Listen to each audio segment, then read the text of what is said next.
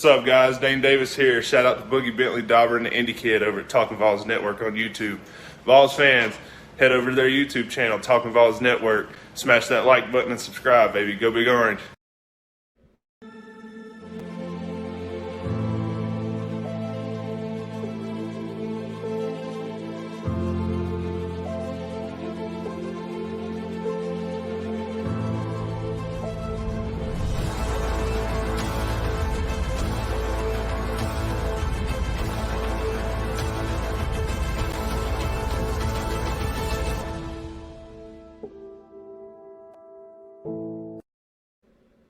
Welcome to the Talkin VAWLS Network. My name is Boogie Bentley. Just wanted to make a quick video, give you guys some clarification.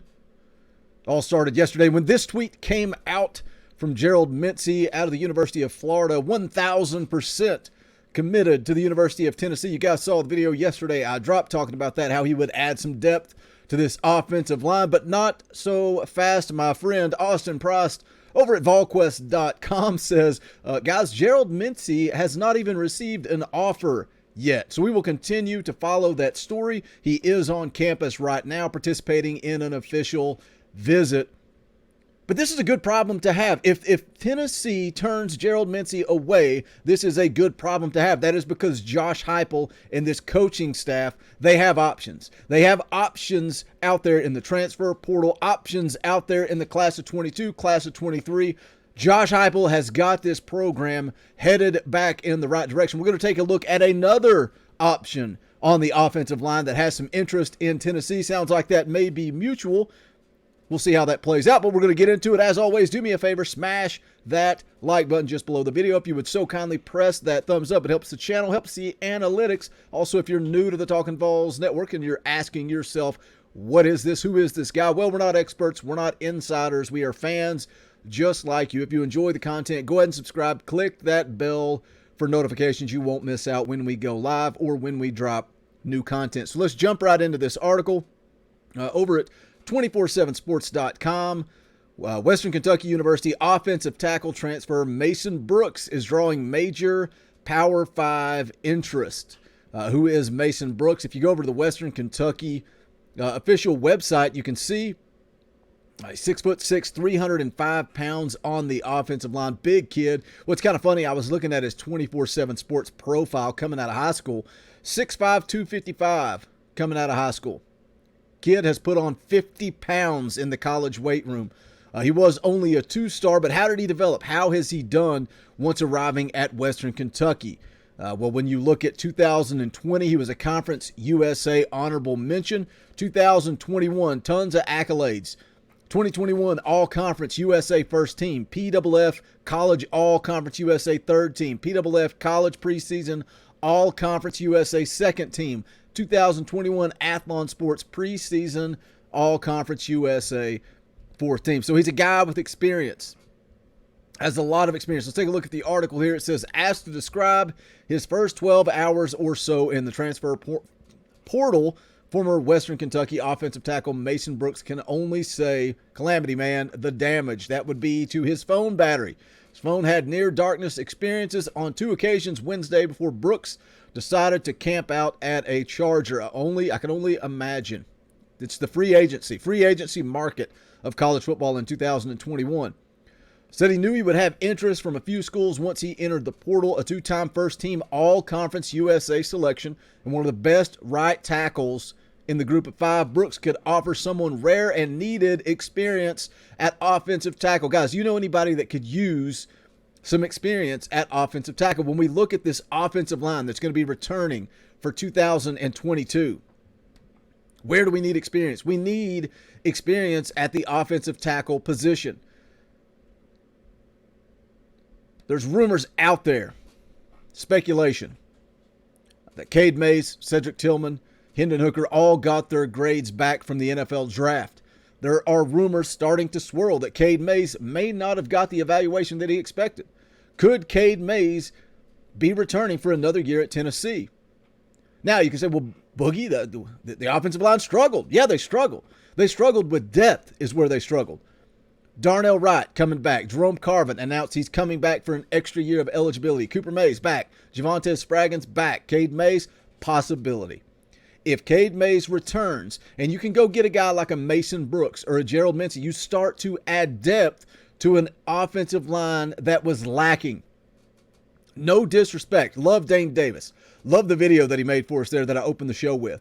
Dane Davis, former walk-on. Look at the amount of playing time that Ollie Lane got.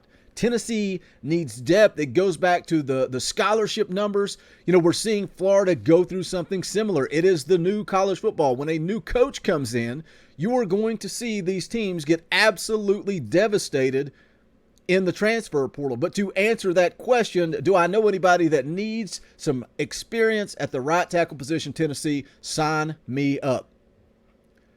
Says here, Brooks also figured his one remaining year of eligibility might temper interest in him some. That was not the case. He says it's been insane when trying to remember everyone who's reached out to him since he entered the portal. Brooks jokes he should have made a list. Eventually, he listed nearly a dozen Power 5 teams.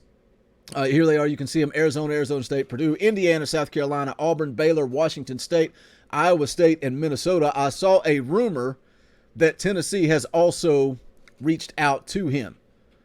The article goes on to say this attention is a drastic change for Brooks' initial recruitment when he ranked as a 2-star recruit out of Cedar Park High School in Texas, but Brooks said he feels prepared for the attention and has some priorities in mind for picking his next school.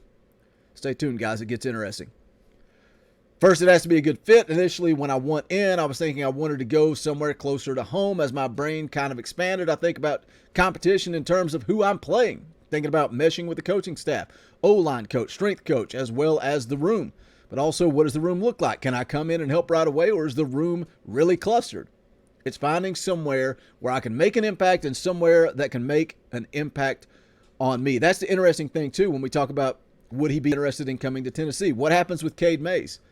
But also, if you can get a quality tackle that can come in and start, give you some experience, day one starter, can you slide Cade Mays back inside the guard and let him go earn that paycheck in the NFL? Cade Mays has been playing out of position the entire year. All of us know that he's much better at guard. Could a guy like Mason Brooks come in and give him the opportunity to slide back in to that guard position? Goes on here to talk about having some interest in Texas Tech. But then here's where he says it's still early in the process for Brooks, who plans to enroll at his new school next semester. But he said he would like to visit Purdue, Indiana, or Tennessee this weekend due to their proximity from Bowling Green. I have not heard or seen yet if Mason Brooks made it in town. We'll continue to keep you guys updated. Again, just wanted to drop a video and clarify some of that with Gerald Mincy and what happened there. The fact that he had tweeted out that he is 1,000% committed. But again, this is a good problem for Josh Heupel to have. Decisions. Josh Heupel has to make decisions. There are kids out there that are interested that could come in. They could add depth. They could make an impact. Josh Heupel is going to have to narrow it down and figure it out. And we're going to see a lot more of this as we continue to move forward. I saw a funny tweeted out about the Caleb Webb commitment. Got quote tweeted, which absolutely annoys me. Why would you? If you want to have a conversation, let's have a conversation. When you quote tweet somebody, all that says is your opinion doesn't matter. I want to get my followers involved. But the quote tweet talked about, all we need is another wide receiver. Josh Heupel is doing such a good job in year one recruiting when everybody said he was a lazy recruiter that we've got people quote tweeting, complaining about getting a 4-star wide receiver. Good Lord, what world are we living in? What world are we living in when we're complaining about getting 4-star wide receivers at Tennessee? Give me a break. You don't turn down a kid like Caleb Webb. You're going to be able to go into the transfer portal and add some depth, fill some holes on the offensive line and on the defensive side of the ball. Stay tuned, guys. We got a long way to go to let this thing play out before we get into spring practice.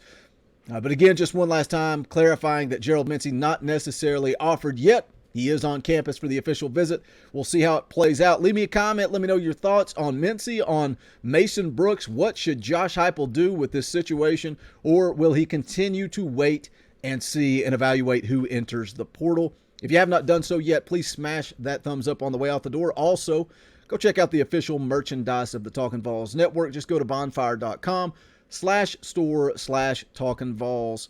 Any and all support greatly appreciated. But that is going to do it. This is the Talkin' VAWLS Network. My name is Boogie Bentley. Go Big Orange. The songs howl like weed, poets sat in our chains, soaking moonlit falls, unbroken past